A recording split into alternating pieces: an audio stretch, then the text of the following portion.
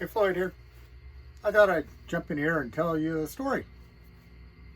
So back when I was a young man, no, I wasn't a young man, I was a young boy. It was a Saturday morning. I'm sitting in the house watching cartoons with my mom. So it's just mom and I, and I'm this commercial comes on, and this commercial is selling bubble gum. So this is probably going to date me. They're selling little cubes of gum, bubble gum. I can't remember what the name of it, Kaboom or something weird. I don't know, but they were selling bubble gum 2 cents for one piece. Now that piece had a seam in the middle of it, and you could tear it in half, give it to your friend, or save it for later. But the idea was they were selling it for 2 cents. Where can you buy for 2 cents? At that point, you could buy a piece of gum. Well, my point was I was pretty young, and just turned and looked at my mom and said, they must have to sell an awful lot of bubble gum to pay for that commercial. The look on her face, she didn't expect to hear that come out of me. So I don't know if that just started my mindset of business and value and things like that, but I did realize that I didn't always get satisfaction with reward for some of the things that I was doing.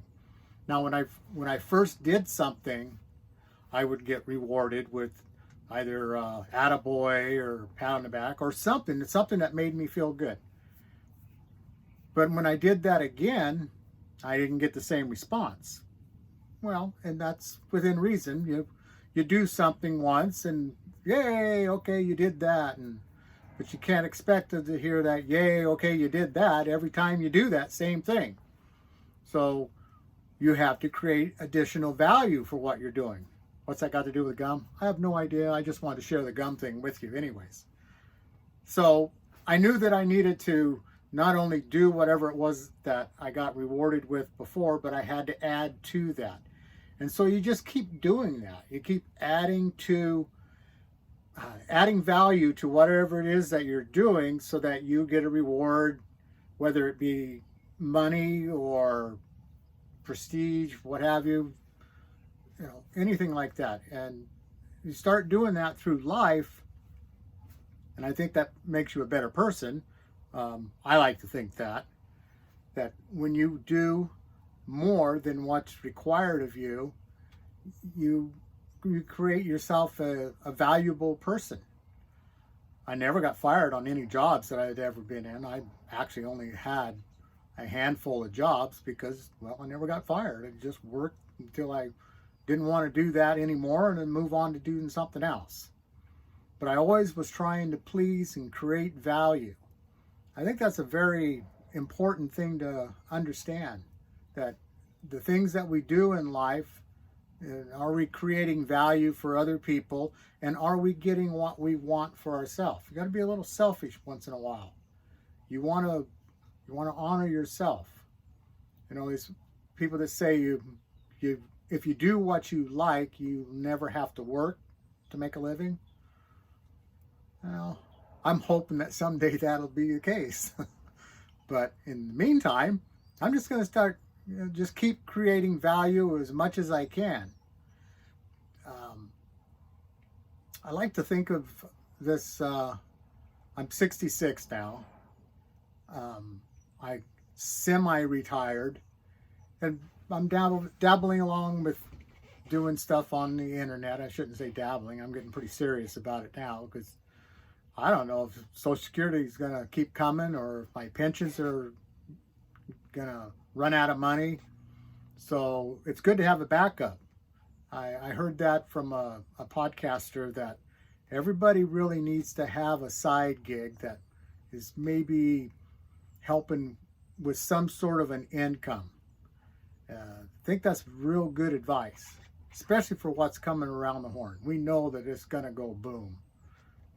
We've got way too much garbage hanging out over the edge, and you need to have something going on, and you're going to have to create value because everybody's got to do this. Everybody's got to,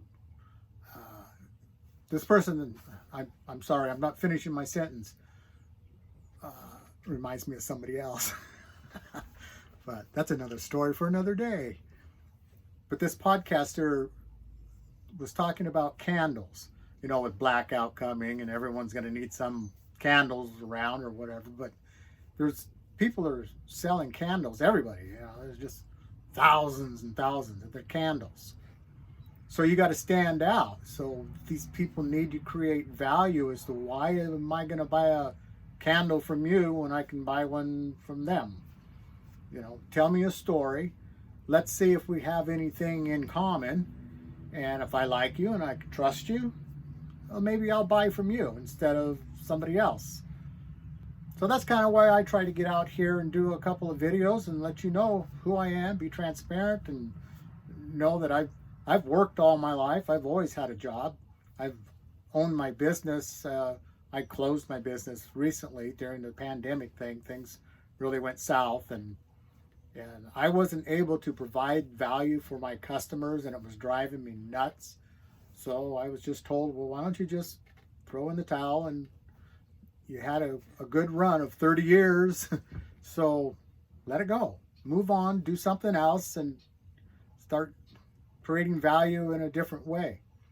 And that was really my demise, is my, I don't want to say it ego, but there might be a little bit of that involved in that. But when I closed my business, it was because I couldn't get materials in a timely fashion. And when I did, they weren't quality that I wanted to sell. And I got tired of going to my customers and apologizing for how long it was taking or how bad the product was. It just wasn't me. I was close enough to a retirement time that I'm not going to keep fighting this fight because it's a losing battle. I was a small business, and as a lot of people know, that they really went after small businesses to get rid of the mom and pop shops. And I think that was one of the reasons why not getting political. Let's not go there. So anyways, that was my story. I just thought I'd shout out and hello. Hope you have a great day. Thanks.